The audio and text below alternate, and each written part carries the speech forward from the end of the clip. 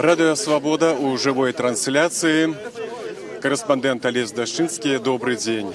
Мы зараз находимся у центре Слонима на центральной площади Ленина.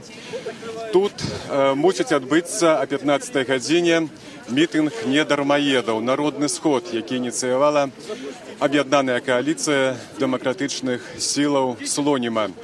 Информация про митинг была распаўсюджаная ў сацыяльных сетках, а таксама абвесткі былі на вуліцах города.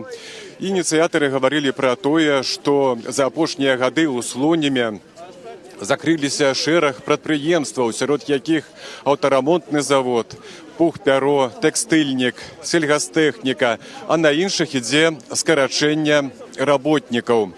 Таксама гаварылася пра тое, што за апошнія 20 гадоў у Слоніме не пабудавана ніводнае прадпрыемства, затое ўзведзены будынкі суду, міліцыі, пракуратуры.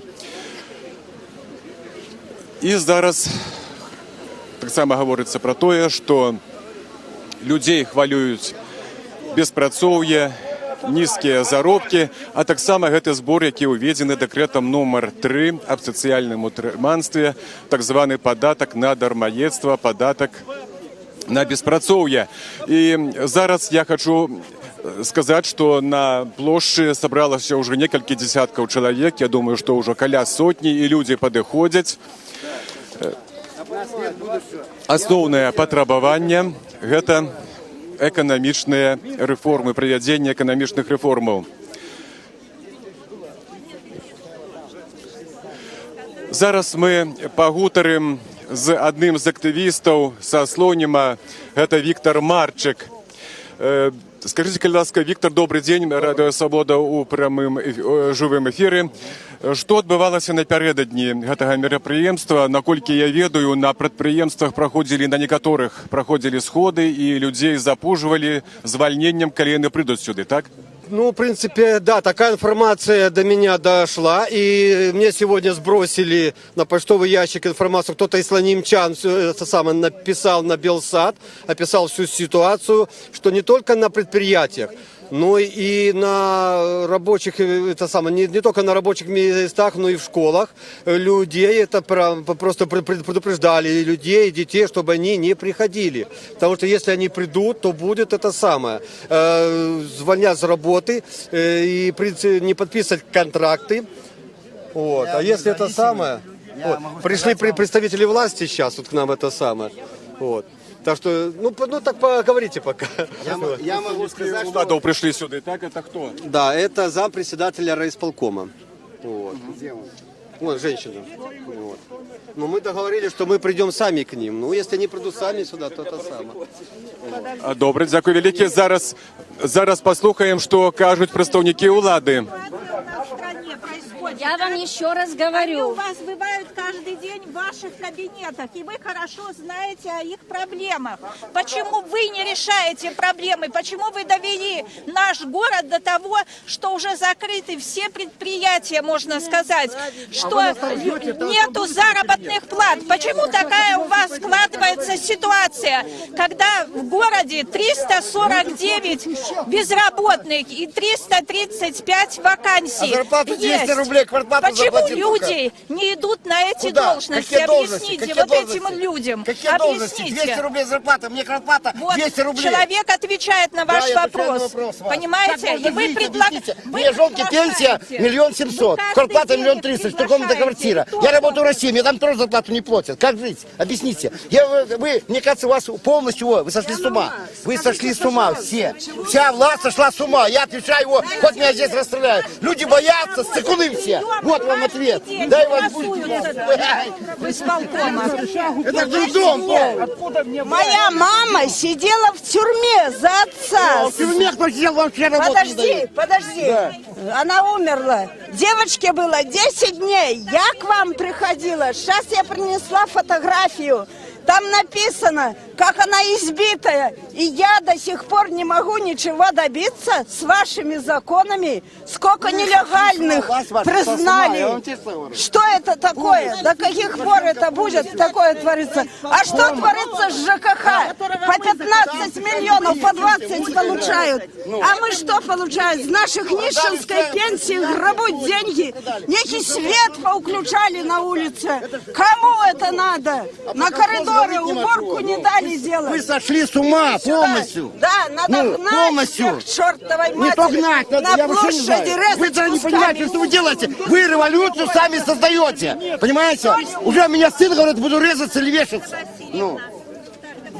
Добрый день. Еще раз вас прошу представителей пройти в районный исполнительный комитет, где мы можем конструктивно...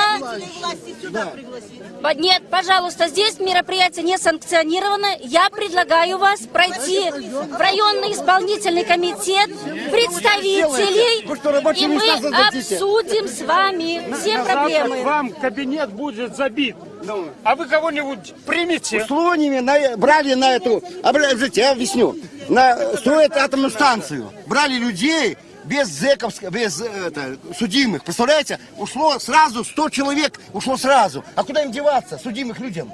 А смотрите, всего взяли со Слонева 24 человека, те убежали, зарплату, атомную станцию. Я строитель, блядь, я вот сейчас рубашку, я один ее Як построю. бачите, на площі люди вельми емоціонально виказуються про ситуацію, наркову ситуацію, яка складається у місті Україні. А представниця місцевих владів просить тих, хто прийшов, пройти у будинок. Пройти, обсудить конструктивно все проблемы в исполкоме. Площадь – это не место для обсуждения. 5 миллионов имеется. Кто здесь мешает высказаться и услышать ответ? Площадь – это не место для обсуждения этих вопросов. А вы Конституцию читали? Конечно. Плохо читали. Плохо читали. Тогда мы с вас будем требовать. А что вы можете пообещать, если вы ничего не знаете? Вы далеки от народа. К вам зайти, там же милиция. Вот эту сумочку я должна показать. Иначе меня не пропустят. Это избранники народа. Страшно, что вы Республику Беларусь унизили. Уже у нас не будет власти. Нет Республики Беларусь. Как нации. Все, мы никто. Мы хуже таджиков. Я в России работаю хуже таджиков. Это как можно было унизить нацию? Вы хоть понимаете, что вы творите в исполкоме? Я никто, я работаю в России, у меня зарплата. Но я не понимаю, я заставили все идти. Ну, вы хоть понимаете, что вы делаете? Тот сидит там, он больной человек. Нет, Лукашенко больной, ладно. Ну, а вы же в городском исполкоме решайте вопросы, давайте работу, давайте строить, давайте город. Я не знаю, надо что-то делать. Ребята, надо что делать. Ну, вы же все, у нас молодежь спевает, у нас уже все. Я сам уже на стакане сижу, блядь.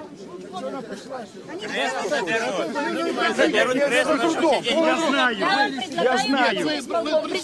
А что он решит? Что он решит? Хорошо, я завтра приду. Вы устроите меня на Куда работу? вы на работу? Я, Устроите? Обещаете? Куда? Хорошо. Камни собирать пойдешь в колхоз. За У 100 нас нет рублей. работы, у нас строители ПМК лес рубят, лес. Я чего она говорит? Потому что я за шагу плачу 700 тысяч, но не 20 рублей, что я получу. Так? Обещайте, какую зарплату? Завтра вас Хорошо, я приду.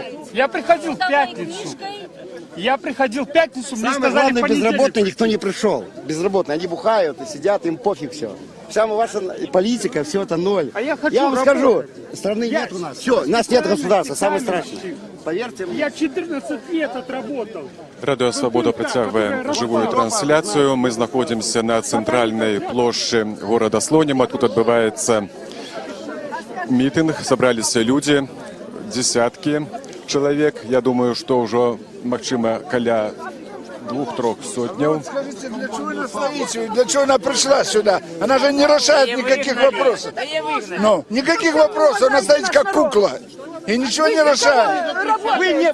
Людзі пакуль што спрачаюцца з прадстаўніцай мясцовых уладаў, прадстаўніцай слонімскага райвыканкаму, якая запрашае людзей прайсці ў будынак райвыканкаму. Але людзі не пагаджаюцца пакуль і спрачаюцца, прыцягваюць размаўляць. Они все третий указ. Помимо третьего указа, очень много вопросов. Пенсии не добавляют, людям работать негде, безработица сплошная, зарплаты нет, в магазинах цены растут до невозможности. Что за работа такая? Что за руководство?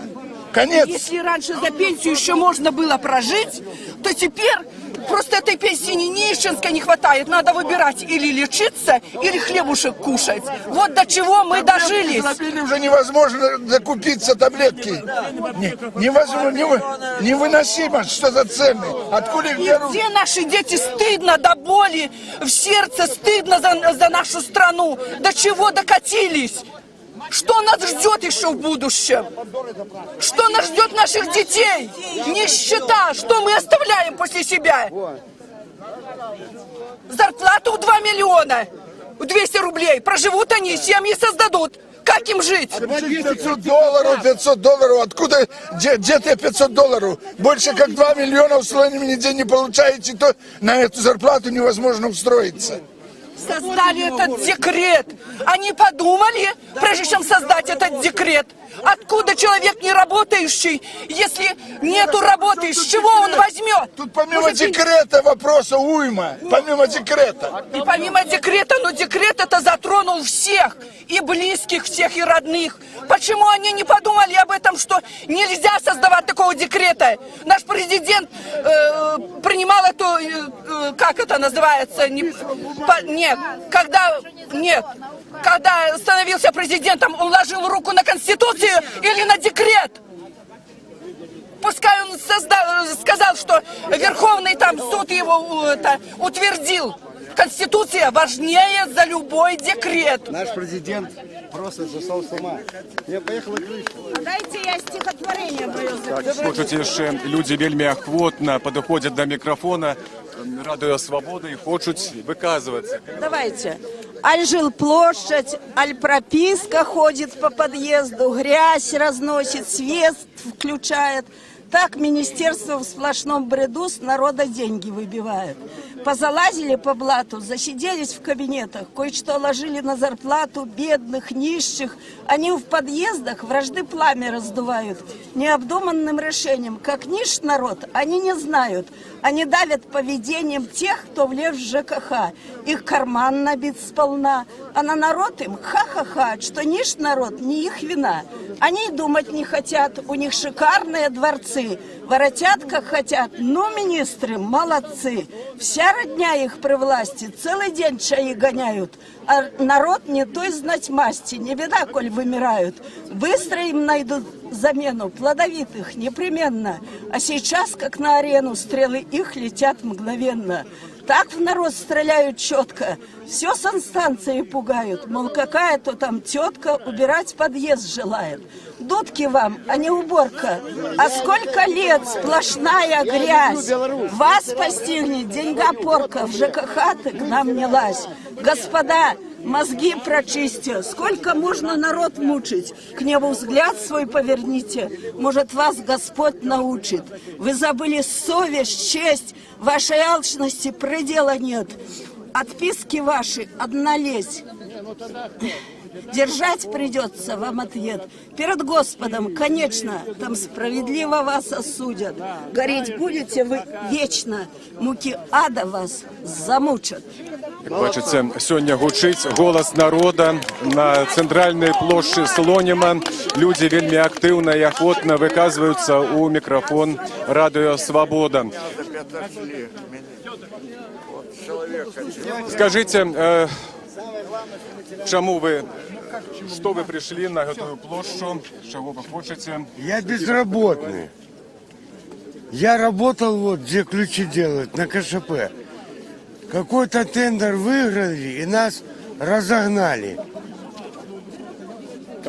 Ну, то работу нашли, а мне-то не нашли. Ну.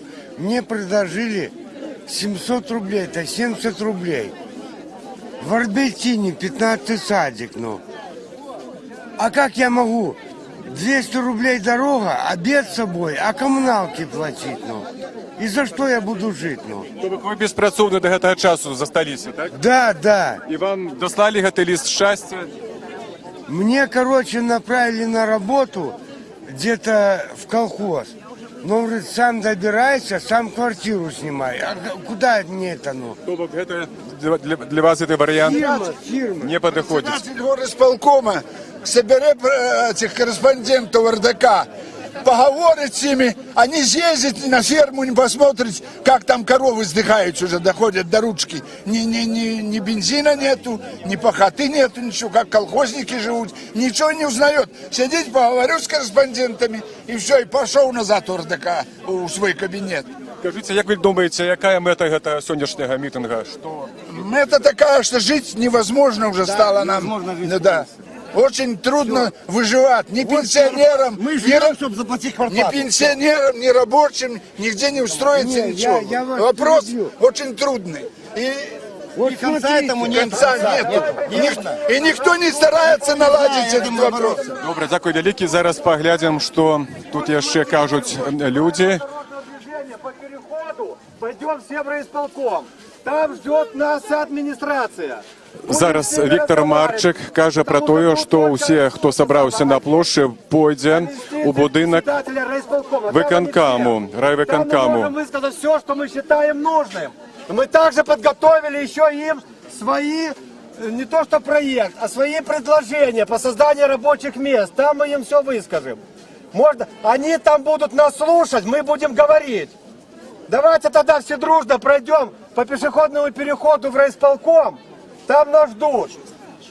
Пойдемте. Давайте еще одно стихотворение хотите. Давайте дружненько по пешеходному переходу все идем в райисполком. Машины остановятся, не страшно. Здание.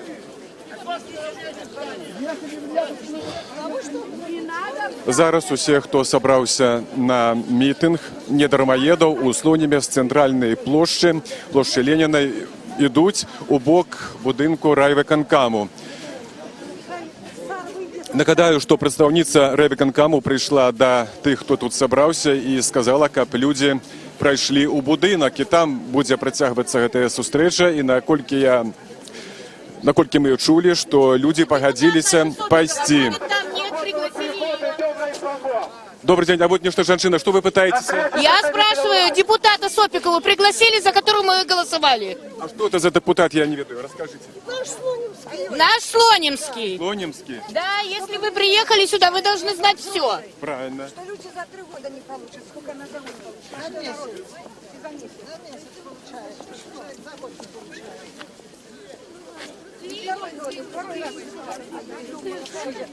Скажите, а что вас хвалю, какие проблемы? Чему вы? Плохая жизнь хвалюя нас. Конечно, хуже стали жить, чем раньше. Сильно много ментов и прочих. Всех не тяжело содержать. Боимся. Не надо, мы будем тогда. Боитеся, так? Ну и то добро вы сказали. Дякую вам вялікі. Зараз ідем по вуліцы у будынак райвыканкаму, дзе павінна адбыцца сустрэча з прадстаўнікамі мясцовых уладаў.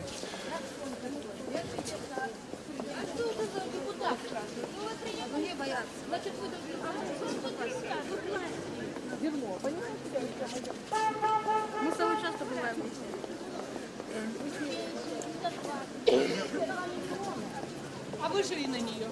Коммунальные будут 2 миллиона. И вот живи как хочешь. Да.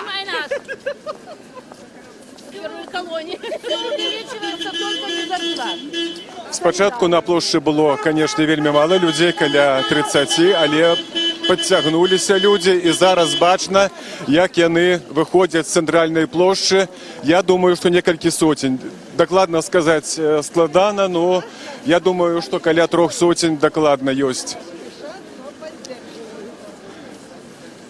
Людзі ідуць па вуліцы, па ходніках. по пешеходному пераходу. Чулі, як кіроўцы аўтамабіляў сігналілі у падтрымку, я думаю.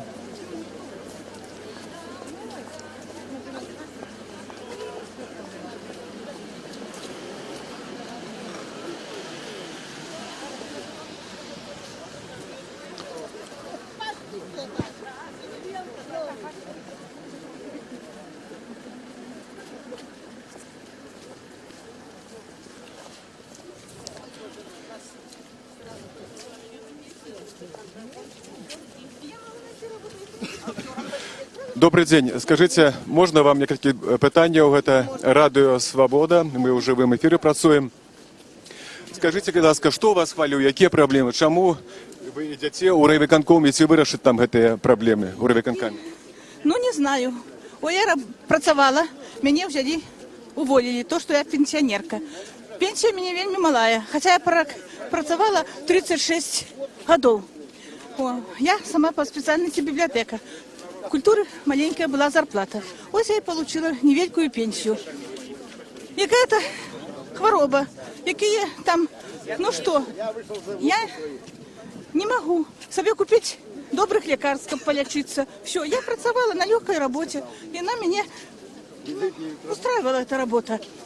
А теперь я это не могу сделать. Вот возьмем нашу медицину. Как получить, как прийти обследование, чтобы получить бесплатный талон, который стоит за 200 рублей, я ходила две недели. Это я когда лечусь, 2 недели. Когда я, например, чувствую себя плохо, мне еще треба ждать. Далее меня волнует то, что вот сын, треба ему працевать в Москве. Он содержать свою семью не может. Потому что зарплата малая, работы нигде нема. Не найдешь работы. Вот такие его справы. Ви вирішили йти у будинок райвиконкому. Як ви думаєте, ці вирішить влади ці всі проблеми, які ви тут? Наша влада нічого не може вирішити. Нічого не може вирішити. Вона, ну, як вам сказати, боїться, мабуть, президента, боїться что-то, ну, в общем, боится сама что-то решить и что-то поставить, чтобы людям было лепей. Добре, дякую вялікі вам. Зараз паглядзім, пагутарым яшчэ з людзьмі, якія накіроўваюцца цяпер у райвыканкам. Добрый день. Скажите, вы таксама удзельнікі гэтага шэсця, гэтага мітынгу, так? Да. Это радио «Свобода» в прямом эфире. Скажите, что вы, какими вы пытаниями идете у райвыканкам? Что вы хотите сказать? Чтобы добавили рабочие места, нет рабочих мест. Они строят, не покупают новый станок на завод и не делают рабочие места, а строят новую милицию. Им проще привести туда человека в суд, в новый, оштрафовать и снять с него деньги с безработного, чем поставить новый станок на предприятии, посадить туда 2 человека и за это иметь деньги. Но это надо, тогда, я говорю, тогда надо куда-то реализовать эту продукцию, которая будет на этом станке сделана. Это надо думать, это сложно. А тут сложности никакой нет. Построил новую милицию, оштрафовал всех. За бюджетные деньги. И получил какую-то копейку. То бок праблема пытанняў значна больш, чым дэкрэт аб дармаедстве, дэкрэт нумар 3 хвалююць людзей больш праблемаў, так, эканамічных? Сейчас хвалю все. Потому что у нас безденежье, у людей денег нет, работы нет, а с нас требуют деньги. Вот и все. В нашем небольшом городе это особенно актуально.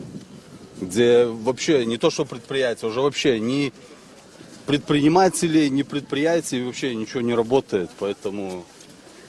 А зарплата, которую они предлагают, там 1,5-2 миллиона по-старому, то это вообще... В нашем городе закрылись очень много предприятий, где были люди, на одной комвольной сколько человек тысяч работало, сейчас сколько работает, где остальные люди, все в Москву уехали на заработку.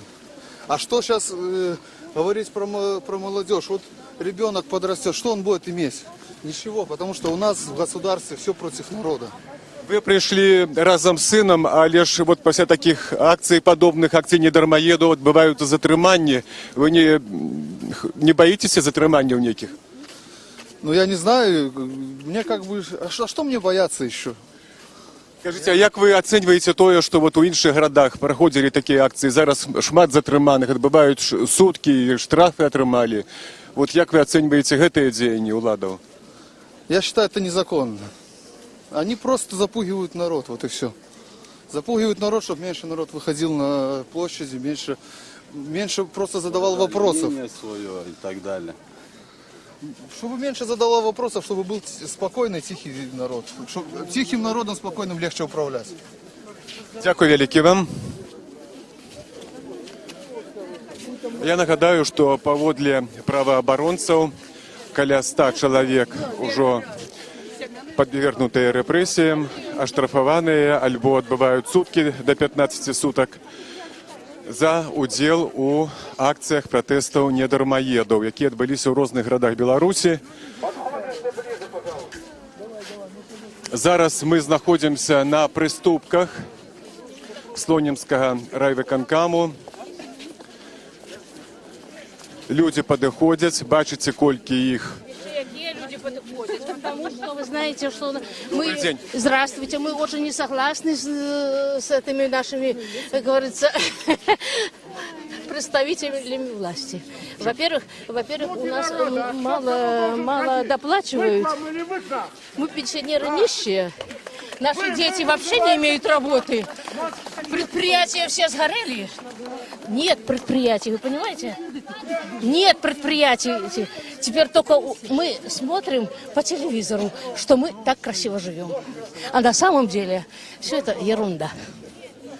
Добрый, дякую великий. Вам зараз поглядим. 20-30, пожалуйста, пройдите. Человека есть что сказать. Поэтому 20 человек, это еще не весь Слоним. Мы уже обнаглели. Добрый день. Скажите, а что вы... У каждого человека есть что сегодня сказать. Вы запрошаете представников, так? 20 человек, это еще не весь Слоним. А сколько человек? Никуда не пойдем, вы придете. Вы отчитаетесь вот здесь, перед народом. Я уже давала. Нет, Торговский пускай выходит сюда. Что он боится? Что его убивать будет здесь, что ли? Народ хочет высказаться. Вот ответьте на вопросы, на интересующие. Что тут страшного? Что здесь беззаконно, вы мне скажите, а?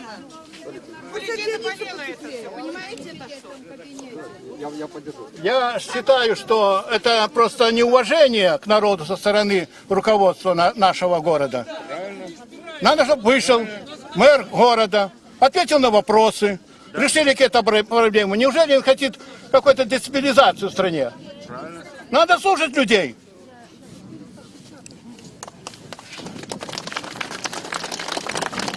Радіо Свобода працягвае живую трансляцию со Слонима. Зараз удельники... Что мы решаем? Если все, вернее, если идем помещение, то идем все, да? Или если стоим, значит стоим все.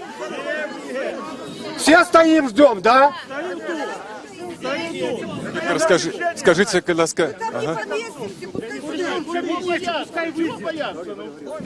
Если в кабинете, пускай выйдет. Представники адміністрації Слонімського райвиконкому запросили у будинок людей, але тільки частку представників удзельнікаў гэтага мітингу. І наколькі я разумею, гэта вийшов, гэта старшыня райвиконкаму вийшов, так? Олег Таргонский. Добрый день. Да давайте, чтобы будет слышно. Я думаю, будет слышно. Ну, чтобы всех, нет, я думаю, что много народу, не это самое. Ну, чтобы зал тут был, то все бы тогда бы поместили в тот зал. Потому что тут мало. Да, будет видно. Давайте. Только там нажимайте на то. Добрый день, уважаемые слонимчане. Давайте культурно все-таки. Значит,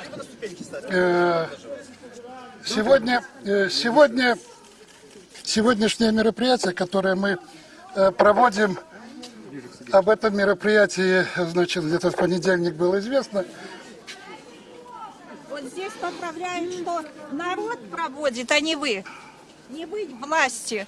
Значит, давайте так, уважаемые слонимчане, давайте мы, если я разговариваю, я буду говорить, я потом попробую ответить на ваши вопросы. Договорились? Договорились. Значит, по мероприятию, учитывая, значит, мы в понедельник, информация эта прошла, во вторник я на месте не был, заместитель встретился с представителями, речь шла о том, что мы сегодня готовы разговаривать о тех проблемах, которые есть в городе, которые в том числе и в части, ну, по разным направлениям, экономическим, социальным, готовы разговаривать конструктивно, нормально, спокойно, чтобы было действительно позитивное решение этого вопроса. Сегодня я, как бы, может быть, кем-то не были восприняты мои слова, но сегодня я считаю и буду считать, что нет ничего важнее здоровья, согласия и мира. И поэтому я буду все делать, чтобы все, что я буду делать все, что от меня зависит, чтобы это было. Поэтому повторяю, я готов к конструктивному диалогу. Я у вас весь на виду, слонимчан. В любое время, приемные, неприемные дни, вы можете заходить. Да вы и заходите. Я с вами разговариваю на предприятиях по тем проблемам, да где угодно, которые вас волнуют. Поэтому сегодня, в принципе, еще раз говорю, мы те вопросы, те проблемы, которые есть, будем решать. Но я бы очень хотел, чтобы было понимание, что эти проблемы многие нам надо решать с вами совместно. Мы хотим, чтобы понимание было двухстороннее, и наше, и ваше. Когда мы лично к вам в кабинет пришли и просили помощи, вы нам помогли?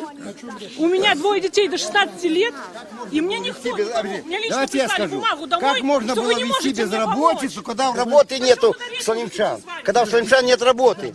Это самая главная проблема. Мы приходили, когда нас сокращали, мы приходили к вам, просили помощи. Я лично требовала, что у меня 2 детей. Меня даже не слушали на предприятии, что у меня до 16 лет 2 детей. Кто меня услышал? Никто. И я попросила у вас помощи. Вы мне прислали бумагу домой, что вы мне помочь не можете. Мы работники бывшей ЖЭСа. Работники ЖЭСа, швейцары. До сих пор безработных нас сократили. Да, мы приходили к вам, просили помощи лично к вам в кабинет. Я не буду лукавить, я честно говорю, но всех я запомнить не могу. Пришло письмо от вас, что вы мне помочь не можете. Я пришла к директору Конану и говорю, помогите мне. У меня все-таки 2 детей до 16 лет, мне кормить их чем-то надо. А он мне что сказал? Увольняйся, иначе я тебя задавлю так, что ты сама уйдешь. Это нормально?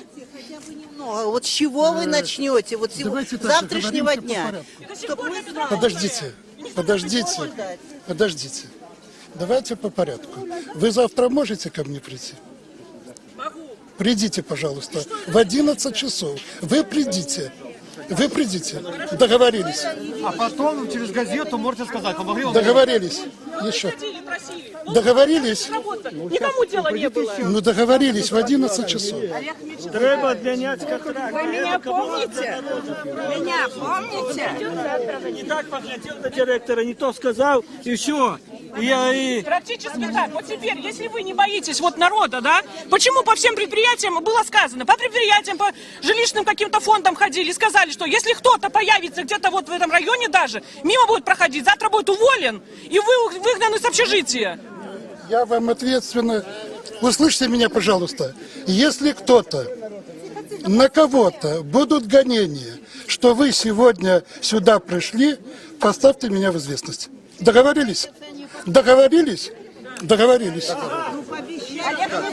Все слышали? Если на кого-то будут гонения на предприятиях, пожалуйста, обращайтесь к председателю райисполкома. Все слышали? Ничего не бойтесь. Дайте мне. Нет, вы вопрос решать неправильно. Что будет с городом? Мы, кранты у нас полные. Вот вопрос. Я к вам обращалась. Самый главный вопрос, не Помните, безработица. по поводу ЖКХ, по поводу уборки. Вы что мне сказали, что придете? уборки подъезда, вы мне сказали, придете и меня накажете, что я хотела сама убирать, чтобы не платить деньги. Кому вы помогли? Молодежь безработная. Кому вы помогли? Сейчас у подъездов поставили светильники, какие-то фонари. Для кого это надо? Деньги, чтобы драть с нищеты вот этой. С моей нищенской я 40 лет отработала пенсии нищенской. Это надо так? Почему вы не решаете вопрос? А почему все предприятия города Слонима уходят в другие регионы? К нам часто обращаются с этим вопросом читатели. Что им ответить? Почему отдаются в другие города? Значит, по этому вопросу я уже говорил и говорил, в принципе, неоднократно, открыто. Что значит все предприятия? Речь идет, я так понимаю, последний виноводочный завод. Правильно понимаю? Так говорит, что все предприятия, так же нельзя. Ну почему? А сельхозтехника, а фабрика... Понимаете, что то, что было у нас, давайте, 10 лет назад, мне сложно говорить. Вы же должны понимать. Потому что Сопикова набивает карман, а город не защищает. Значит, на то были, поверьте, действительно веские причины. Вы придите, дадите информацию всем слонимчанам посредством своей газеты, я вам расскажу. Но сегодня люди собрались, ответьте им. Люди сегодня пришли, ответьте им. Зачем через газету? Ответьте сейчас. Почему уходят в другие города, предприятия? Вы боитесь написать Я или ничего что? не боюсь. Так а в чем проблема? Ну ответьте. Это не одной минуты, поверьте. Почему отдаются предприятия в другие города? Почему многие закрылись? Вы их сможете восстановить? Где новые рабочие места взять? Что, люди сюда вернутся обратно из-за границы сюда работать к вам? Дайте я. Значит, я еще раз говорю. Как называется? Как это называется? Еще раз говорю. Символ города. Отдали все, продали. Все, президент. Значит, осталось, блядь, только ебать кому ногой. Тихо, не ругайся. Не ругаюсь. Я нормальный пацан. Тихо. Значит, что касается нашего винзавода, еще раз говорю, за 1 минуту очень сложно сказать и сложно объяснить. Но то действительно веские причины.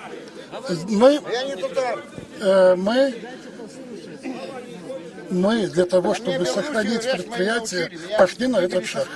Это одно. Второе, это предприятие областной подчиненности. Тут не все, наверное, от меня зависело. Но тем не менее, как для того, чтобы не постигло это предприятие иные подобные, пришлось пойти на этот шаг. Возможно, временный. Пришлось пойти отдать маслозавод Слонимский. Вам пришлось отдать ДРСУ. Почему вы не отстояли? Почему вы не отстояли эти предприятия? Вот тут нажимайте. Подожди, давайте по очереди. І ось зараз ми знаходимося на приступках Слонімського райвиконкому. Тут відбувається зустріча з мером Олегом Таргонським. Что, говорит, нам своим некуда девать, по контракту будем... Докладніше не мером, а старшинем Слонімського райвиконкому. Люди, які прийшли сьогодні на мітинг, задають йому питання. Кожен про свої наболілі проблеми питається. І старшиня райвиконкому спробує відказати на це питання. Приходите, пожалуйста, будем общаться. Я ж не могу ответить. І він запрошує некоторих на прийом прийти, вислуховує людей. Олег Вячеславович, почему к нам в город руководители приезжают воры? Директор мясокомбината разворовал комбинат и смылся, а вы его защитили. Не будем это говорить. Понимаете, надо все народу говорить. Все. Надо слушать, говорить может не надо, слушать надо. Вы знаете, я пишу президенту, я не боюсь никого, мне Бог дает такие слова. Я вот сейчас прочитаю вам в защиту всего народа. Я написала Лукашенко, президенту много раз, я писала, дописала, постоянно был отказ, а боль души я излагала, за народ свой оскорбленный, за зажатые права, за труд неоцененный, где трудяга, трын, трава.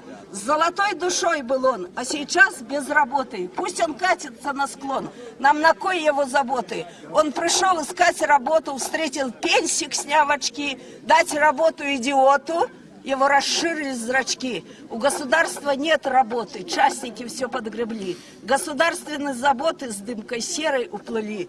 Сидит пенсик много лет, ковшом деньги он гребет. Не хватало мне с ним бед, пусть как хочет он живет. Раньше было все иначе, человек был человек, его труд был оплачен, защищен он был навек. А сейчас сидит дедок. Кем дедуля защищен? А молодежь, кайфуй, колись. Нет работы, подыхай. Хочешь так в пекло катись или в казино иди играй. Старички все захватили, старикашки на подхвате, а молодежь загубили. Плохо? Так томитесь в каземате. Вся в могилах земля наша, да в крестах могилы. На крестах друг друга краша молодые, полны силы. Алчно, зло, все побеждает. Слишком много сатанистов, зло добро убивает. Где народ бескорыстный, вот как вы такой? Я прошу, Господь, тебя, не теряй ты силы. Я прошу тебя, любя, исцели землю от гнили. Нами гниль засосала. Наш город, приходят руководители, набрались, нахапали и ушли.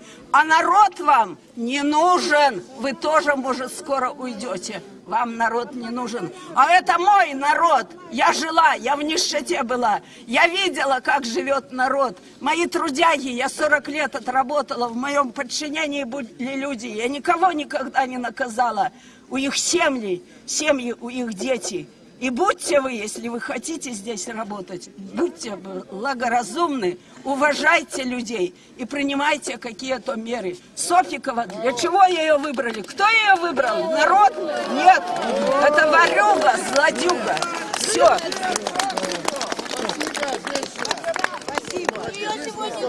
На ура, бабушка. Кто не приехал? Сопикова. Это депутатка. Да, наш депутат. Запрошали її сюди, так? Значит, запрошали. Як ви це оцінюєте? Это плохо, что только вышел мэр города. Как мэр города. Значит, не понял. Писем счастья отправлено. Значит, ну, вы же про письма счастья все знаете. А дайте ему не слышно, дайте ему. Я потом. Не слышно. Значит, мне говорят, сколько, я так понимаю, сводим к третьему декрету, сколько отправлено писем счастья. Значит, всех их было, значит, ну, ситуацию вы все знаете. Знаете. Значит, ну, нет. Ситуацию мы сегодня знаем, декрет приостановлен, удерживаться деньги не будут. Или вы не знаете? Я думаю, знаете. Значит, ну, работают же над этим. Так что тут особо нет проблем. На сегодняшний день письма, как вы называете, счастья, не рассматриваются еще 1500, но мы многих освободили и многих освободим еще. Согласно последнему. 330 человек. Которые стоят, да? Да? Стоят, получите. Да. Да, но их много не стоит. Так, люди хочуть задати питання старшині райвиконкому. Сейчас, секундочку. Но я очень хочу, чтобы у нас был конструктивный разговор. Мне без, скажем так, сложно же говорить, вот вы говорите, предоставьте работу. Я не знаю, кто вы, что вы. Я, пожалуйста, я закончу. Не надо тут, я тоже понимаю, что человек, но мне же надо знать, какая специальность, чем облагается. Приходите, пожалуйста, приходите, будем разбираться индивидуально. Я ж не готов так говорить. Но вы же умный человек. Индивидуально, а все, кому способны, предоставьте рабочие места и достойную зарплату. Люди притягують задавати питання старшині Слонімського райвиконкому. Значит, я буквально позвонила на днях о письме счастья. Мои дети получили такие письма счастья, хотя вины в них нету, что они безработные, они не тунеядцы, мои дети. Но дело в том, что мы заплатили вот этот налог по безработице. Указ президента о том, чтобы о возвращении этих вот средств, да. Дело в том, что я позвонила к нам. И мне сказали, позвонить через месяц. Ничего, никакого указа и разрешения о том возвращении вот этих вот средств нету. И ждите указа президента. То есть звоните через месяц в налоговую инспекцию. Будут приняты поправки, если вы персонально хотите по своих детях, если вам не сложно, можете подойти ко мне тоже? Хорошо, обязательно. Договорились? Я приду к вам завтра, в Договорились. понедельник. Хорошо. 12. 12 часов. Нагадую, що на питанні тих, хто зібрався у Слоніме на мітинг недармоєдів, відказує старшиня райвиконкому Олег Таргонський. Кому можно платить налог, а кому нет? А критерии не я определяю. Жизненная ситуация, да? Люди говорять про свої проблеми і задають питання, як їх вирішити, питаються у старшині райвиконкому. Критериев порядка 2. По-моему, уже больше 20. Я боюсь даже ошибиться. Их очень много, действительно. И дети до 7 лет, и ухаживали за больной матерью. И по какой-то причине, ну мало ли, не были в Белоруссии. Так что, если вы опять же тоже хотите предметно, конкретно, приходите, я вам объясню. Договорились? Договорились. Александр Григорьевич сказал восстановить сельхозтехники. Скажите, пожалуйста, в городе Слониме, когда и кем будет восстановлена сельхозтехника? Значит, сразу говорю, не будет, все верно. Не будет. Сельхозтехника на... Подождите. Речь идет, у нас есть предприятие такого же направления, которую, вы знаете, наш Слонимский СНАП. Вот он... Конкретно. Не мы знаем, конкретно. Ну так я ж называю. Наш СНАП, который и удобрениями занимается, в том числе и запчастями. Лагутик его возглавляя. Райагросервис. Вот это предприятие все функции сельхозтехники взяло на себя. Райагросервис. Понятно. А сельхозтехника восстановлена не будет. Нет необходимости. Зачем? Сказал президент, это не... Так райагросервис — это сельхозтехника. У нас была сельхозтехника отдельное предприятие. Будет оно или не будет? Я еще раз говорю, функции сельхозтехники, райагросервис. Бывшие сельхозтехники куда будут отданы? Это областное предприятие в форме собственности, оно находится в ликвидации. Понятно. А что будет с помещением? А? С помещением? Будут распроданы, возможно, инвесторы, возможно, еще что-то. Но это будет решать собственник. Это не наша собственность. Это собственность области. Радіо Свобода протягиває живую трансляцію со Слонима. Нагадаю, що сьогодні о 15 годині на центральній площі Слонима, на площі Леніна, почався мітинг недармоєдів. Отдадим представителя власти. Понятно, да? У кого есть вопросы, подходите, пожалуйста, еще сюда. Да, присутних прийшли представники райвиконкому і запросили їх пройти у будинок райвиконкому. Однак люди підійшли до будинку і запотребували, щоб прийшов старшиня райвиконкому, і Олег Таргонський, старшиня, вийшов до удільників акції і почав відказувати на їх питання. Скажите, меня слышно? Слышно?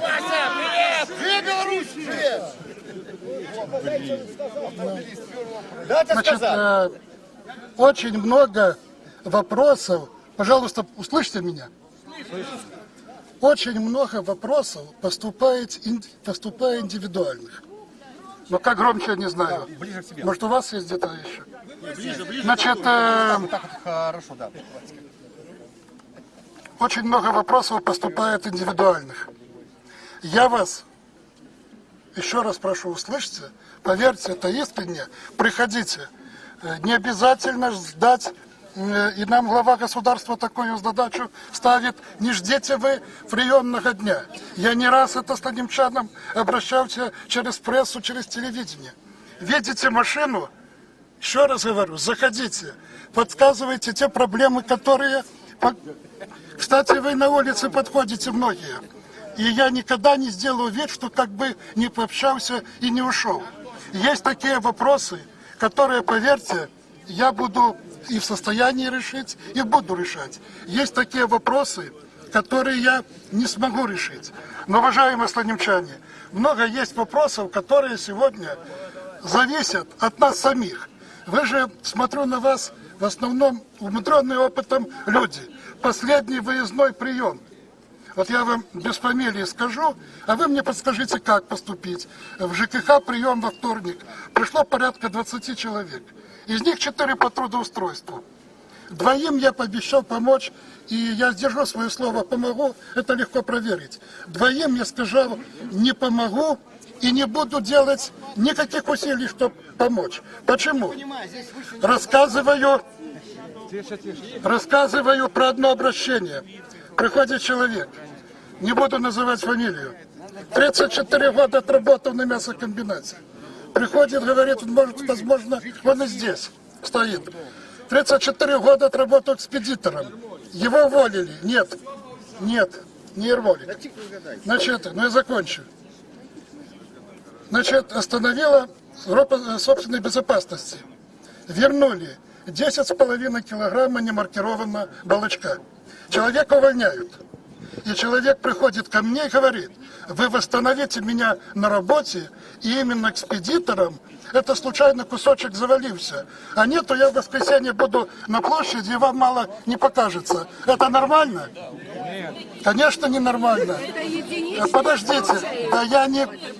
Но я ж не хочу говорить, но тем не менее я подвожу к тому. Кстати, по Ярмолику я обещал помочь, если все будет нормально. Поэтому есть вопросы, которые зависят и от нас. Давайте это признаем. И я всегда открыто об этом говорю. Нравится, не нравится. Я неоднократно говорил о том, что, к сожалению, давайте признаем, хотим мы того и не хотим. Нравится, не нравится. Я знаю, что я себе баллы, повторяю, этим не набираю. Но, к сожалению, зачастую мы уже начали зарплату называть получкой. К сожалению, такое тоже есть. И отрицать этого вы тоже не будете. И я об этом говорю открыто. Почему происходят определенные объединения и так далее. Чтобы где-то уменьшить и начальников, но когда возле одного веника 5 человек стоит, меры будут приниматься. И как бы мне ни говорили, зарплату вы там уволили, но деньги надо зарабатывать. Я думаю, вы тут точно спорить не будете. Еще раз говорю, я готов для диалога. Хотите на площади, где-то там, хотите, я в любой готов приехать в коллектив. Хотите, пригласите, позвоните, я приеду к вам во двор дома многоэтажного. Я контактный человек, но я за то, чтобы мы действительно компромисс как находили и понимание. Но если все это в одной какой-то там русле, плохой этот, плохой тот, да неправда, так же не бывает. И вы более чем уверен, большинство со мной согласны. Но я с чего начинал, я готов принять вашу, я так понимаю, декрет, резолюцию собрания подготовили. То, что действительно возможно что-то делать, мы, конечно, рассмотрим и будем делать. Так? Так. Вопросы? Уберите пенсионеров, пускай отдыхают, а молодежи работу, хай месяц-два поработая и хай гуляя. Значит, давайте будем... Спокойную пенсию дайте. Не дали закончить. Извините, пожалуйста. У меня вопрос. 3 детей несовершеннолетних сократили. Имеют они право это? Ответьте мне на вопрос. Значит, где, откуда и что, я ж не знаю причину. Я не могу покуда сказать эту причину. Потому что все не было места. Сказали, нету места. Человек проработал 20 лет. 3 несовершенных детей. Значит, 3. давайте И сократили. так, еще раз. Чем кормить их? Вы слонимчанка? Слонимчанка. Потому что вы приходили, а нам сказали, по запись, пишите на запись, пишите на прием. Я посмотрю. Хорошо, я приду. Радио «Свобода» в живой трансляції. Ми знаходимося у Слонімі. Старшиня Слонімського райвиконкому Олег Таргонський відказує на питання удільників мітингу. Фирма Дзёчи, Дубровский. Вот дети не работают, понимаете, нету работы. И что им делать молодым детям, моим детям? Ответьте, пожалуйста. Вот к этому вопросу, давайте еще один вопрос и ответите одинаково. Ответите одинаково. Александр Егорович сказал, к 1 мая трудоустроить всех нетрудоспособных. Вы ответьте, пожалуйста, на этот вопрос. Как вы собираетесь это делать? И зарплата до конца года $500. Значит, по порядку. Что касается работы. Обождите, дайте ответить человеку. Значит, что касается непосредственно предоставления работы, что делается и что будет делаться, какие шаги сделаны. Значит, на сегодняшний день вообще мы в этом году планируем создать в этом году только, новых 200 рабочих мест. Следующий момент. Подождите, пожалуйста. Следующий момент. Мы проводим сегодня, не сегодня, чуть ранее, у нас было собрание с потенциальными, ответ на ваш вопрос, кстати, потенциальными строителями, которые у нас сегодня, строительный сектор полностью не загружен, действительно это так. Мы пригласили сюда представителей с Островца атомной станции, которым нужны специальности строительные. И такое собрание мы провели, было порядка 120-130 человек на этом собрании. Предложили условия работы в актовый метод. 15 суток там, 15 суток дома. На сегодняшний день 24 человека слонимчанина работают в Островце. Поэтому вот они вернутся, так, и мы планируем для всех строителей еще раз всех собрать, в том числе и, чтобы они пообщались с этими ребятами, которые работают в Островце. Выход. Ведь и в Москве, и везде проживание бесплатное там, питание, конечно, за свой счет. Там зарабляють мало, 3 миллиона, 3,5, а тут все бегут с атомной. Значит, послушайте, что касается... Не надо. Что касается... Подождите. Именно в зависимости, как заработаешь. Заработная плата там сдельная. Условно положил метр плитки, за метр и получишь. Что касается зарплаты в $500, что глава государства к концу года поставил задачу. Я об этом говорил, еще раз повторю. Нравится или не нравится. $500 надо не получить, а надо заработать. Я думаю, вы согласны. Задача... Подождите. народ.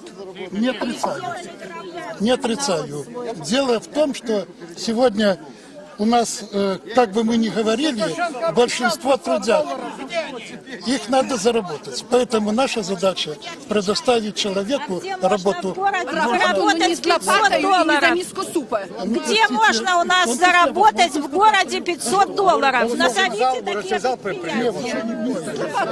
Вы слышали, что сказал? С лопатою возможно. Абсурд. Как вы отвечаете? С лопатой. Если мы пойдем с лопатой, то вы тоже с лопатой пойдете. Возможно, я говорю с лопатой. И рядом стоять будем.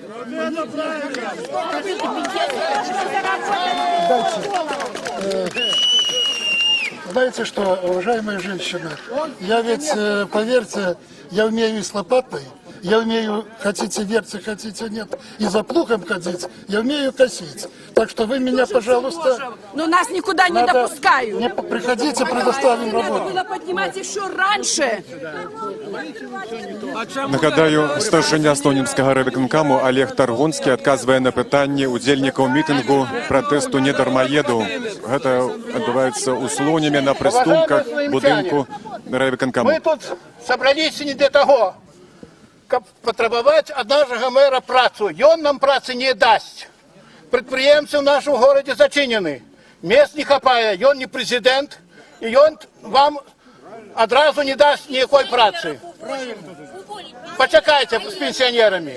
Справа ў тым, што прэзідэнт абяцаў нам $500 заработной платы.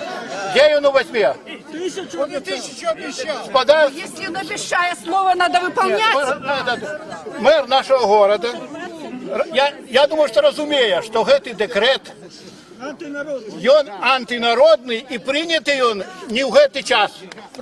Я меркую, что треба этому декрету, этот декрет заморозить до певных часов, когда у нас полепшится становище.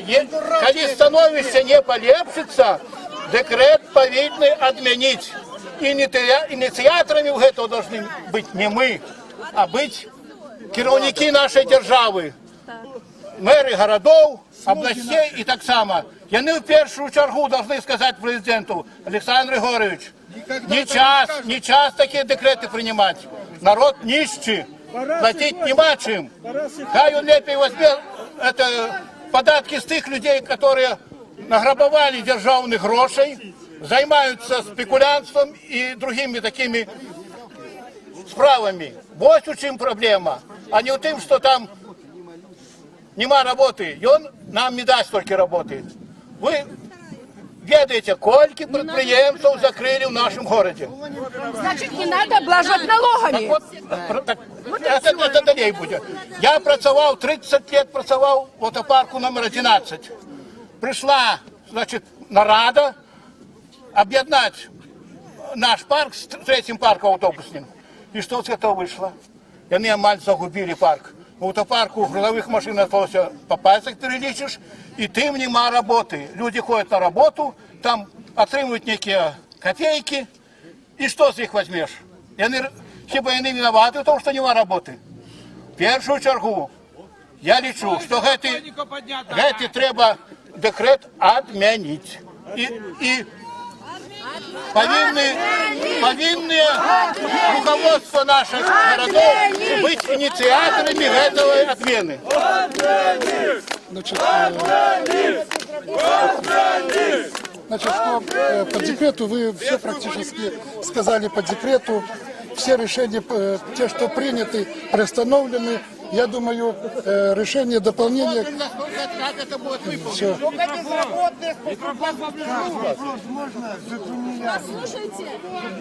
Так, ну что, будем принимать резолюцию? Давайте мы зачитаем ее.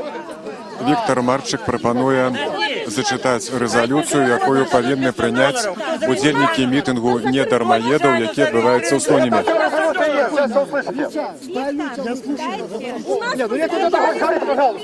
Половину позакрывалось предприятий. Я работала на текстильщике 35 лет. Соединили с Пуфперо. Пуфперо продолбали. Соединили с быткомбинатом. Потом захотели с винзаводом. Все, ничего нету. Суть вопроса. Зато Белый дом у нас, смотрите, какой красивый. А почему их половину не убрать? Суд построили. Прямо эти кабинки видны сразу, что только там может быть. Зато Белый дом у нас красивый. Давайте пропьем уже это. И детям пустим. Какую поликлинику откроем в этом здании? Если все можно, значит и это нужно. Внимание, я понимаю, поднимаются вопросы те, которые местная власть просмотреть не может. Но поднимать их надо, потому что в резолюции указаны не только местные вопросы, но и вопросы, которые должны подниматься по всей стране. Так что эти вопросы мы будем поднимать. Но вы все должны прекрасно понимать, что они на месте не решатся. Насчет, вот правильно сказала Валентина, насчет это самое, строительства милиции, да и судов. Я тоже, сколько раз мы поднимали вопрос. Людям главное, что сейчас детская поликлиника. Зачем построили такой суд, где можно убрать пару перегородок и играть в футбол? Что там, по 300 это человек судить будем? Ну, просто я хочу задать вопрос тоже вот это председателю райисполкома. Когда все-таки у нас в Слониме будет построена детская поликлиника? Или просто перенесите суд, где детская поликлиника, а детскую поликлинику в это здание, где суд. Больница, детская. А я бы Белый дом отдала по гражданам. Значит, что касается... Такое здание, центр города.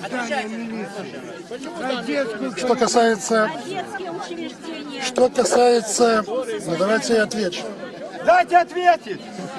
Что касается медицины, действительно так как-то сложилось, то ли исторически, то ли, ну, я не знаю как, почему-то учреждения медицины в нашем районе разбросаны по всем частям города, можно сказать.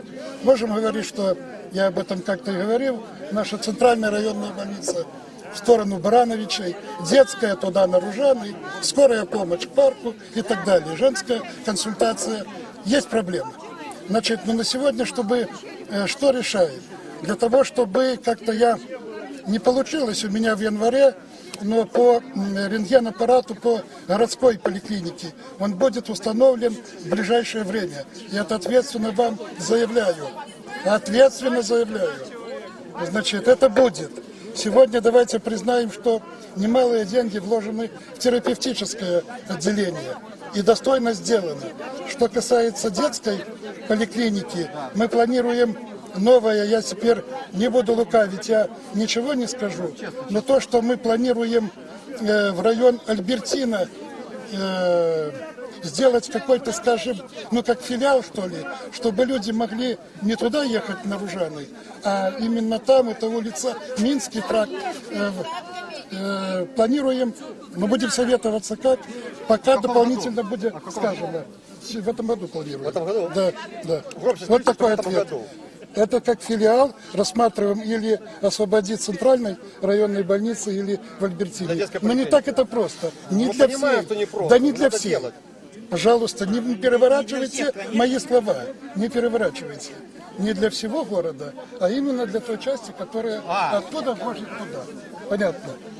Любые вопросы, пожалуйста, я планируем, да. Я дочка того отца, который приходил к вам на прием, который 34 года отработал на мясокомбинате. Он заработал себе инфаркт, он заработал себе грыжу. Это были сутки без сна. Мне сейчас сказали, что вы сказали, что я не буду помогать человеку, который 10 килограмм где-то выкинул. Вы поймите ситуацию. Люди милые, можете проверить.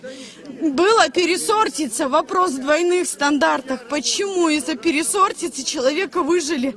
Он перешел кому-то дорогу, и его выжили через 34 года работы. Олег Мячеславович, я понимаю вас. Вы не можете, может быть, не владеете всей ситуацией. Я вам принесу все документы. Я вам покажу, что у него был балык, но не было миланской. Колбасы, которой не хватало на такой же вес, она стоила даже дороже. То есть он ничего не украл, ни копеечки, ни грамулечки. Давайте отвечу. Значит, ну, чисто по-человечески, на эмоциях. Послушайте, мне вас жалко. Но давайте так, мухи отдельно путинские, котлеты отдельно. Не маркированных 10,5 килограмм. Ну нет, тут, наверное, большинство вам точно. Я, в принципе, всем готов верить. Но согласитесь, вопросы есть. Могли бы подставить, да. Вот в чем вопрос. Могли бы подставить. Ну, не думаю. Ну, а кто его Не знает? думаю. Не думаю. Какие еще есть вопросы? Ни одной котельни для детей. Что касается по парку, в этом году, я надеюсь, где-то в том числе и с вашим, может быть, участием, мы объявим какой-то еще и субботник, мы планируем установить детские качели и детские горки в этом году. И планируем сделать в той стороне к стоматологической, представляется, туда к мосту, планируем такой спортивный городок, как в районе 8-й школы. Вот такой антивандальный. В этом году-то в парке появится. Всю жизнь были котельні. Старшыня Слонімскага райвыканкаму Олег Таргонскі адказвае на пытанні удзельнікаў мітынгу пратэсту, мітынгу недармаедаў, які пачаўся сёння 15-й гадзіне на цэнтральнай плошчы Слоніма. Вопрос состояния наших дорог. К сожалению, признаю, дороги наши как никакой год очень сильно разбились. Поэтому погода пока не позволяет. С приходом нормальной погоды запустим свой асфальтный завод, нормально работать и будем заниматься ремонтом, как только погода будет позволять. Потому что сегодня, к сожалению, холодным методом холодного асфальта некачественно получается. Что касается благоустройства каких-то улиц, каких-то дворов, каждый год мы ж делаем, давайте признаем. Все сразу невозможно. Людзі хочуць Не надо. выказацца, яны задаюць пытанне старшыні Слонімскага райвыканкаму Олегу Таргонскаму. Конкретно где-нибудь переулки Нагорные, когда начнут делать? Поверьте, Кто-нибудь. Асфальт. Каждый год мы выкладываем, все верно. Где-то надо их подсыпать. Там, где будет необходимо. Пытанняў, як бачым, вельмі многа у людзей, кожны гаворыць таксама пра свае праблемы. І вот яшчэ малады чалавек хоча таксама, а не яшчэ з того боку таксама хочуць людзі выказацца. Один Зараз вопрос такой. У послухаємо. нас дороги, да? У нас дороги снимаются за все. Бензин у нас за дороги снимаются, правильно? Снимается техосмотр, снимаются дороги. Кругом. Куда эти деньги деются, вы мне скажите? Двойное налогообложение идет. Двойное. Буквально двойное. Куда ни денься. А у нас дороги какие? Взять от мясокомбината, от Барановского моста. Докатали до автопарка практически, докатали. Дальше до хлебозавода. Дороги нету. Нету. Все, давайте, я понял. Ну, дальше возьмем от Лиашени, дорога пошла до завода. Дальше дороги нету. Полицейских этих наложили, лежачих. И что дальше? Что у нас творится вообще по-сложному? Мы деньги платим, как водители. Платим за все. И что? Где наши дороги? Вы говорили. Значит, ну, я сам затронул вопрос дорог, а тут уже начинаем добавлять. Действительно есть вопросы. Но действительно есть, и они же ведь в одночасье не появились, давайте признаем. И решить их все тут в одночасье или заасфальтировать, или сделать идеальными, но это точно нереально. Просто я наблюдал, можно я скажу? В нарезках я наблюдал такое зрелище. Я ехал на работу, 4 человека стояли и грели глыбу асфальта, ну, наверное, асфальта.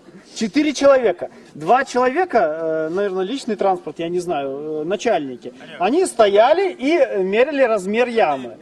В течение где-то 3 часов я съездил в одно место. Они грели паяльной лампой на газу эту кучу глыбу. Шел дождь, снег. Я понимаю, что после зимы быстро дороги не делаются. Но, как вышел декрет, вот за техосмотр платить, несложно посчитать. Люди умеют считать. С каждой машины порядка $100. А дороги все хуже. Я знаю, что от мэра одного это не зависит. Но кто направляет тех людей, которые стоят и греют вот эту глыбу? 4 человека. Им нужно дать зарплату 4. А кроме них сверху сидят бухгалтера. А я был на этих на территории. Там сидит в каждом кабинете по 4 бухгалтера, главный бухгалтер, помощники. Они все это обсчитывают. И я знаю, что ямочный ремонт, он дороже, по-моему, обходится, чем залить просто дорогу асфальтом. Но сколько они за день могут сделать? Вот эти 4, если они в течение 3 часов грели это все. Это экономически невыгодно. Мы опять же говорим, к чему еще раз? К тому, что надо заработать эти деньги. Я сразу скажу. Еще один вопрос. По территориям заводов, которые разорились. Агросервисы на окраине, в районе Чемеров. Там огромные территории. Все пропадает, все рушится. Почему не дать это ИПшникам, малым предпринимателям? За копейки отдайте. Аренда помещений, но требуется сразу.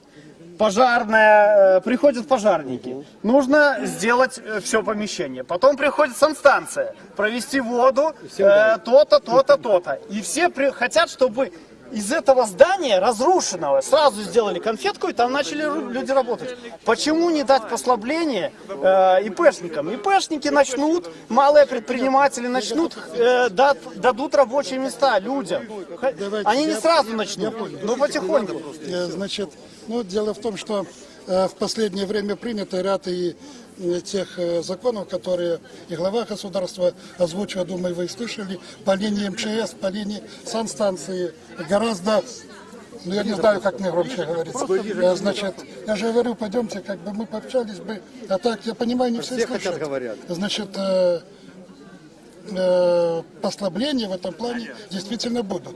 И что касается вопроса открытия какого-то своего дела, если у кого-то есть действительно реальные намерения, я вам ответственно говорю, приходите, вы будете поддержаны. Как бы, может быть, интересно, как так можно говорить сегодня, субсидии всем дадите? Ведь каждое открытое производство, надо же его посмотреть, что. Я вам скажу, знаете еще, что пример приведу. На этой неделе, может, кто из вас и знаком с продукцией, на этой неделе, дня 4 назад, я побывал у ребят, которые свое производство открыли с Лажировичами. Они мебель изготавливают кованую мебель. Я знаю. Знаете, о чем речь, да? Ну вот замечательные, кстати, ребята, 3 парня открыли там это дело. Значит, Большой прогресс, но... и я скажу, что я с ними пообщался, вот несколько, ну сколько там я побыл, полчаса, они создали, они действительно заметили, что ряд было форс-мажоров, но мы с ними договорились, то, что вот у них еще там не клеится, встречаемся и закроем эту тему. Поэтому, если у кого-то есть желание, сегодня то или иное, у нас ведь действительно в городе очень много неиспользуемых объектов. Это я же это вижу. Но, пожалуйста, есть желающие, приходите, обсудим. Надо, я не готов говорить сумму субсидии. Что еще? Мы будем же обсуждать. Просто я подходил лично Скажите, к директорам этих предприятий. Радио «Свобода» у живой трансляції. Нагадаю, што ў Слонімі адбываецца мітынг недармаедаў, ён пачаўся на цэнтральнай плошчы, потым прыйшлі прадстаўнікі райвыканкаму і запрасілі людзей прайсці ў будынак. Аднак прычым прайсці толькі прадстаўнікоў гэтага мітынгу. Аднак людзі не пагадзіліся, і тады на прыступках будынку слонімскага райвыканкаму да прысутных выйшаў старшыня слонімскага райвыканкаму Олег Таргонскі. Ён адказвае на пытанні прысутных удзельнікаў мітынгу. Идет дождь, стоят 12 человек, из них 6 работают. И прямо в луже горячий асфальт кидают. Насколько дней этого асфальта хватит, вы мне скажите? Вот, значит, Он дорогой. Он дорогой. Уважаемые слонимчане, вот к тому, что я говорил, и, кстати, не многих тут в пику стали возгласы, о том говорим, что сегодня, к сожалению, когда я говорил, возле одного веника 5 человек, как вы говорите, да. Возле одной лопаты 3 человека все работают, а остальные стоят, сегодня, просто курят. Ну скажите, можно так заплатить 500 рублей? За что платить? Поэтому их надо Мастер сидит в машине. Согласен. 6 стоят, 3 работают. Потому что так очень сложно. Я сейчас потом в конце вы мне дадите слово. Вот. Так, после... Ну вы все, давайте, потому что... Так, ну что, ребята, будем принимать резолюцию, да? Нет, бюрократия когда покончена. Удзельнікі мітынгу ў Слонімі збіраюцца прыняць рэзалюцыю, аднак зноў узнікаюць новыя пытанні да старшыні слонімскага райвыканкаму. Там пишете, что не можно, будет потом. И вот 17-й год уже с 10-го года, с 2010-го.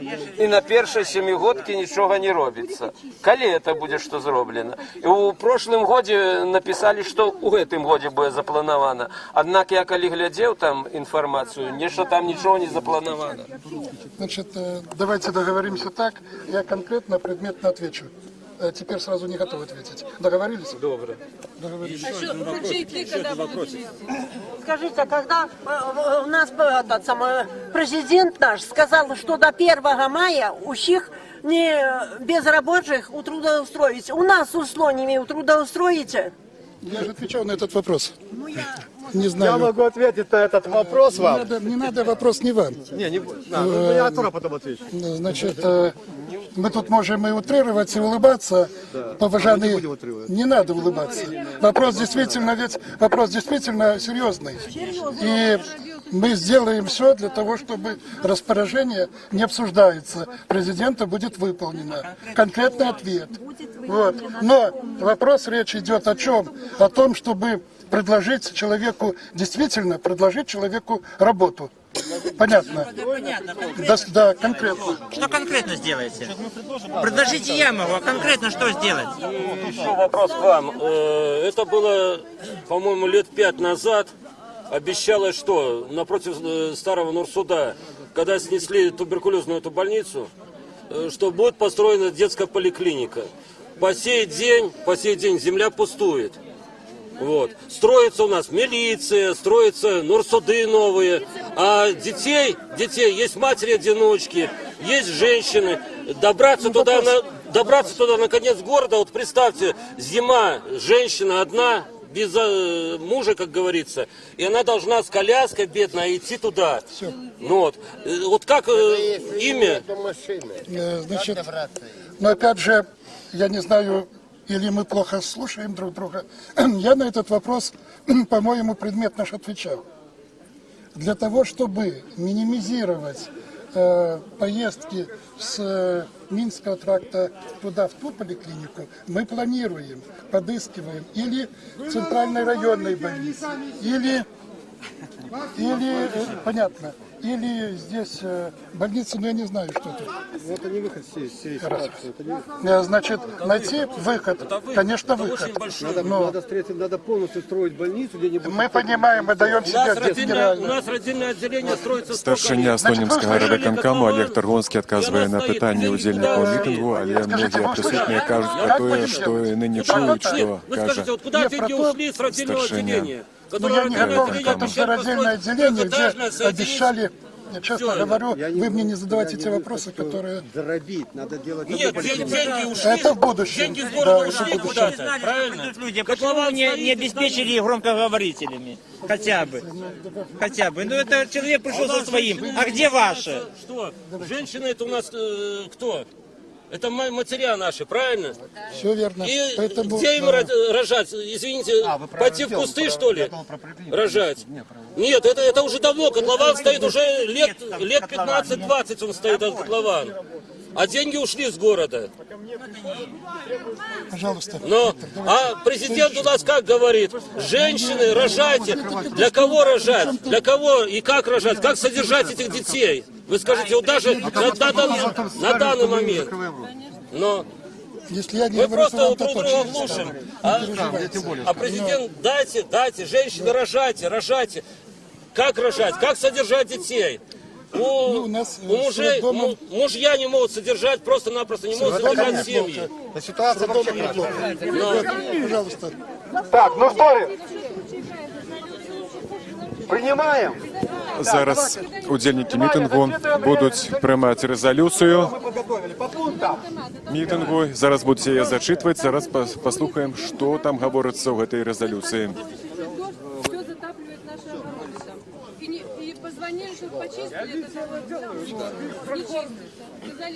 Уважаемые жители города Слонима, мы, жители города Слонима, участники Народного схода, обращаемся к властям Беларуси с требованием.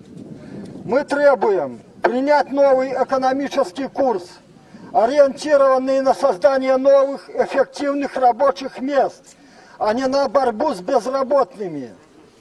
Остановить рост цен, остановить снижение реальных доходов населения, повышение пенсионного возраста остановить, рост платы за коммунальные услуги, вернуть главенство Конституции, а не антинародных декретов. На сегодняшний день Конституция полностью подменена любыми 3-м, 5-м, 10-м декретом. Отмена только 3-го декрета ничего по сутности для людей не дает. Нужно отменять все декреты и руководствоваться только Конституцией, только законами Республики Беларусь, а не антинародными декретами. Отменить систему также принудительных контрактов, которые удавкой для народа являются. При этой контрактной системе неугодный работник, который может потребовать условия труда, достойную заработную плату, создание рабочих мест, просто-напросто открыто говорят в глаза: с тобой сегодня расторгаем контракт, или мы тебе его не продлеваем. Так же было и со мной, работая на коммунальной прядельной фабрике. Кстати, мэр в своем предновогоднем выступлении 23 декабря 2016 года, сославшись на то, что вот я побывал в Швеции и меня за это наказали, также поддержал и со мной не расторгли контракт в прошлом году. Далее. Создать условия для развития мелкого и среднего бизнеса. Отменить указ номер 222, который препятствует развитию этого частного предпринимательства. Прекратить повышение пенсионного возраста. Люди и так не доживают до 50 лет, особенно в сельской местности. Даже вот на любом державном предприятии не улучшаются условия труда, а наоборот. при, так сказать, проведении этих, мероприятий по улучшению условий охраны труда занижаются нормы вредных веществ и скорочаются, так сказать, льготы. Обеспечить также наше право на получение правдивой и полной информации о социально-экономической и общественно-политической ситуации в Беларуси. Обеспечить законное право свободно оформлять подписку на газету «Слонимскую», ВРУ «Белпочта», «Белсоюз Печать» и другие независимые газеты. Сегодня в Слониме таковых немає. Провести проведение честных и справедливых выборов всех уровней. Вернуть гражданам право выбора. То, что выборы сегодня отбываются на выборах, это кошмар. Я сам постоянно являюсь надзирателем на выборах. И постоянно то же самое. Люди приходят на выборчие участки, проклинают этого депутата, кандидата в депутаты. Комиссия в конце выборов, 96%, учителя подсчитывают голоса в полголоса, передают председателю комиссии, передают результаты выборов, что побеждает вот на последних выборах Шега, за ним идет Мащук, затем Сопикова и опошник Короткевич. Пошли маленьких манипуляций за столом, на стульях. Выносится стопка, заявляется, что решительная победа за кандидатом Сопиковой, и она является депутатом. Так у нас сегодня проходят выборы всех уровней. Надо добавить, что президент... Почекайте, я еще не кончу. Не более. Да, правильно. Дальше. Выбрать в качестве своих полномочных представителей членов городского оргкомитета Народного схода. Поручить им передать наши требования властям и при необходимости вести переговоры на предмет исполнения наших требований. А отставку Лукашенко чему не написали? Поэтому, когда они будут проведены честные и справедливые выборы, пускай он в них поучаствует. И проблема сама собой отпадет. Так что, так, опошний пункт. Собраться на следующее народное собрание. Когда мы соберемся, какой срок дадим властям для решения наших этих проблем? Нет, до 25-го нет, давайте как минимум, недели две, так сказать.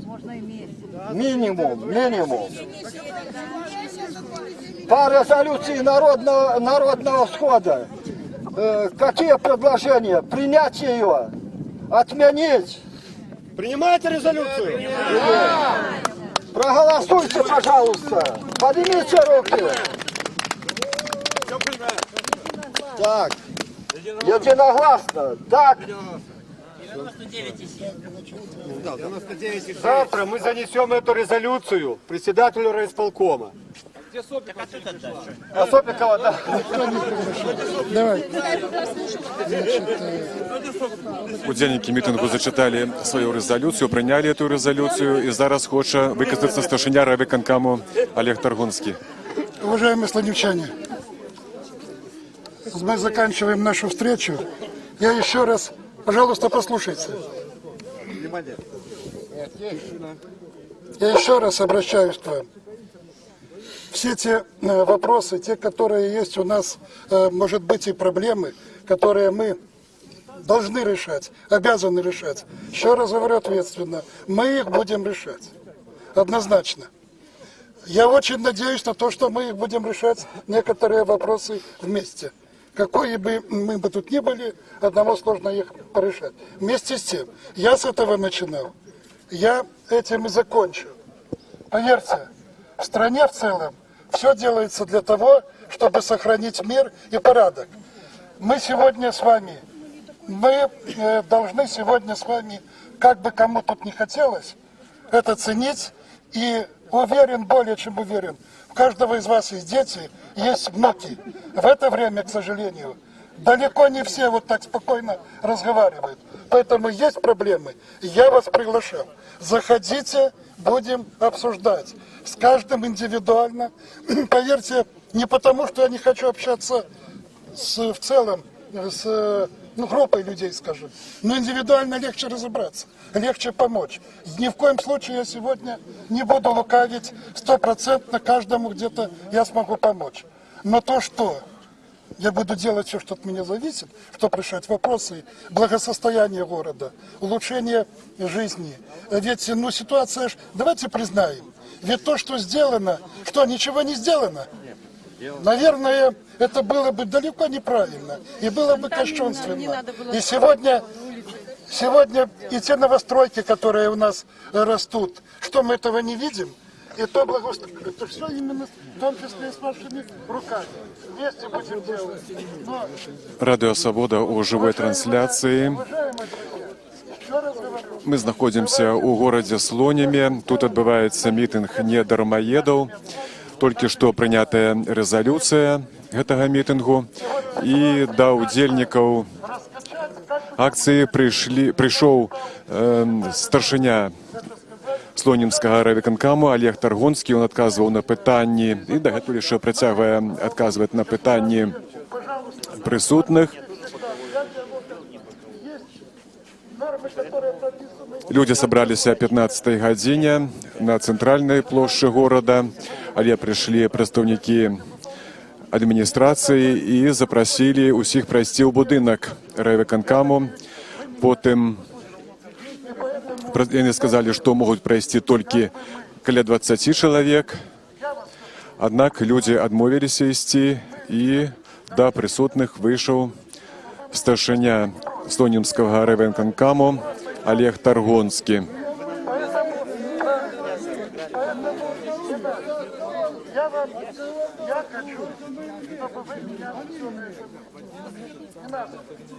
У сваёй рэзалюцыі удзельнікі мітынгу ў Слоніме патрабуюць змянення эканамічнай палітыкі ў краіне. Гэта іх асноўнае патрабаванне, адмены дэкрэту нумар 3. А таксама правядзення свабодных выбараў. Аднак людзі пакуль яшчэ не разыходзяцца і працягваюць выказвацца адносна сітуацыі, якая складваецца ў горадзе і ў краіне.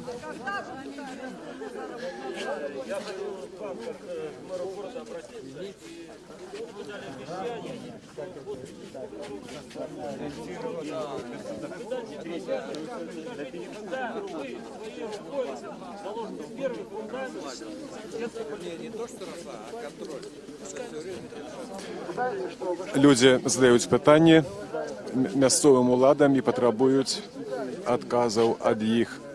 Зараз мы пацікавімся у прысутных. Можа, хто-небудзь захоча падсумаваць альбо выказацца.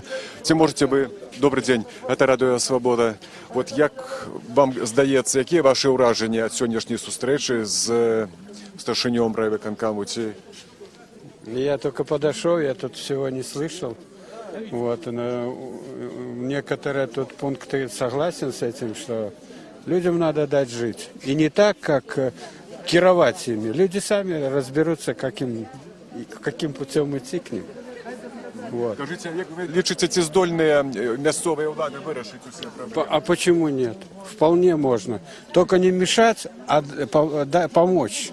Вот это, в союзе, можно сказать. Я обращался с идеей. У меня просто бортанули, отписку дали.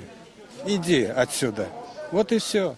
И до сих пор вопросы не решены. А я и не свои вопросы решал, а общественные, можно сказать. Инвалидов, Лукашенко подписал конвенцию по правам инвалидов. Вот. У нас есть место, вот это ЗРДК, тут помещение. Когда-то оно работало. в негодность пришло, состарилось, там, развалилось кое-что. Отремонтируйте, дайте людям работу. Много инвалидов, которые способны трудиться. Ну, не все делать, но мелкие работы. Не могу пробиться никак. Все запретили. И пустует помещение, разваливают дети. Просто до слез обидно. Я когда-то там работал. А во что превратили? В свалку. В центре города. Милицию вызвал. Никаких следов, ничего. Что это такое? То, як ви лічите, є сенс ось істі? Почему нет? Просто, наверное, нужно какие-то свои амбиции. Зараз бачимо, затримлюють, видать. Тихо, все, успокойся. Успокойся. Нечто відбулося. Нечто відбулося. Сирот удзельників. Зараз поглядимо, розберемося. Не трогай. Некий чоловік. А що там відбулося, скажіть, будь ласка? Мне когда тут драка, некие пьяные, ці хто вони, ці провокаторы, я не ведаю нават. Некие провокаторы, яны что, хотели нечто перешкодить? Ну, от бачите, який він. Неадекватний чоловік. Ну, є же такі, що тут говорити. Ясно, разобралися. Гэтых людей вывели, якія перашкаджалі тут присутным. Я не понял. Вот за что меня взял?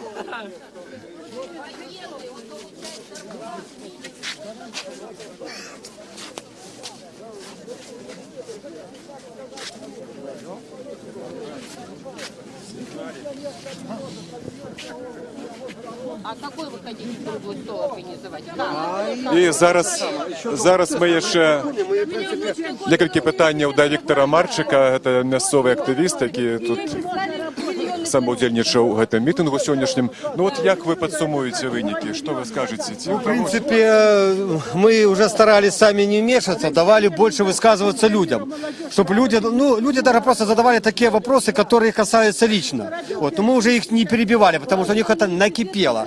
Вот. Потому что такие уже более масштабные вопросы, конечно, звучали. Они потом прозвучали у нас и в резолюции. Мы еще завтра зачем эту резолюцию уже председателю райисполкома. Также мы планируем с ними переговорить и организовать вообще круглый стол, чтобы на круглом столе можно конкретно изложить наши предложения, наши требования. Вот. Это такая у нас, в принципе, есть такая идея и перспектива, но я не знаю, как пойдет на это власть. Но мы завтра эти вопросы, думаю, будем обмерковывать и решать. Вот. Ну а так, в принципе, люди молодцы, мы сами не ожидали, что столько придут, потому что какая пошла пропаганда, что людей пугали, и везде, и детей, и людей, и мы не думали, что столько людей это придет, тем более в нашем маленьком городе. Но люди молодцы, не испугались, пришли, стояли, слушали, задавали вопросы и комментировали. Я считаю, что, в принципе, собрание наше удалось. Дякую велике. Это был Виктор Марчик, один з активістів города. А скажите, якое ваше меркование, якое ваше уражение от сегодняшней встречи? Да я говорю, что тут Лукаша закупила еще не Америка, и команду я хочу. Моя мать была, знаешь что, 16 годовых на войну забрали немцы, собирали детей этих. Наши победили, это все. Они сказали, не радуйтесь вы этой перемоги, мы закупим правительство и будем... Скажите, а вот сегодняшняя встреча, як вам подалася? Чи виконає старшиня райвиконкому всі ваші потребування, які тут гучали? Всі ці питання вирішиться? Ні, як ви лічите? Виконає, або не... Я не могу сказать. Як ви думаєте? За що не виконає? Що це саме, справи вирішаються там, один чоловік вирішає. Саме Олександр Григорович, это вирішає, вже 23 года. І що, да вирішав, що на толпы людей у різних городах вийшли відстоювати свої права, які не можуть, жити далі у таких примальних умовах, это саме. Ось. Так що, перше, це, тут резолюція на всіх, де ви чули, бачили, була прийнята і сподіваємося, що це місцевої влади, це потребування на передати наверх, туди, наверх. Цены какие? І кошти, і все дорожає, заробок зменшується, шмат людей у своїх отпусках такие примушают идти, бо нема працы. Вот, тяжко з вельми працы не только в Слоніме, и в других мы ведаем регионах. Так что повинна, коли улады не прислухаються до народа, я не ведаю, у народа терпение скончится. Кольки уже 23 года народ терпит. Еще спочатку и верили ему, а теперь ты, кто и за его голосовал, уже шватликие люди не голосуют за его. И выбачаются перед теми, что они ранее голосовали за его. Ну, которые, як икону вешали, як образ вешали у своїм покої. Тепер шмат людей відхрещуються від цього. Винуваті у гэтым не тільки себе, просять пробачення перед своїми дітьми і внуками. От скільки я ведаю со знайомих, які раніше двома руками якби голосували за його. І кажуть, що ми вельми моцно помилилися в свій час. Ну, вы знаете что? Добре, дякую вялікі вам. Нагадаю, што гэта была радыё «Свабода», вела жывую трансляцыю з горада Слоніма тут, на цэнтральнай плошчы Леніна. О 15 гадзіне пачаўся мітынг недармаедаў, мітынг пратэсту супраць эканамічнай палітыкі, якая праводзіцца ў краіне. Да удзельнікаў прыйшлі прадстаўнікі Слонімскага райвыканкаму і запрасілі іх прайсці ў будынак. Людзі пайшлі да будынку Слонімскага райвыканкаму, але прадстаўнікі запрасілі старшыню райвыканкаму Олега Таргонскага прыйсці да іх і адказаць на ўсе пытанні. Пытанняў было вельмі шмат, людзі актыўна выказваліся, актыўна задавалі пытанні. А пасля гэтага удзельнікі мітынгу прынялі рэзалюцыю. Асноўныя пункты гэтай рэзалюцыі – гэта змена эканамічнай палітыкі, гэта правядзенне эканамічных рэформаў, а таксама адмена дэкрэту нумар 3 аб сацыяльным утрыманстве. І яшчэ адна вельмі важнае пытанне – гэта правядзенне свабодных выбараў. З вами был Олесь Дашчынскі, кореспондент Радио Свобода. Мы завершаем свою трансляцию. До новых встреч.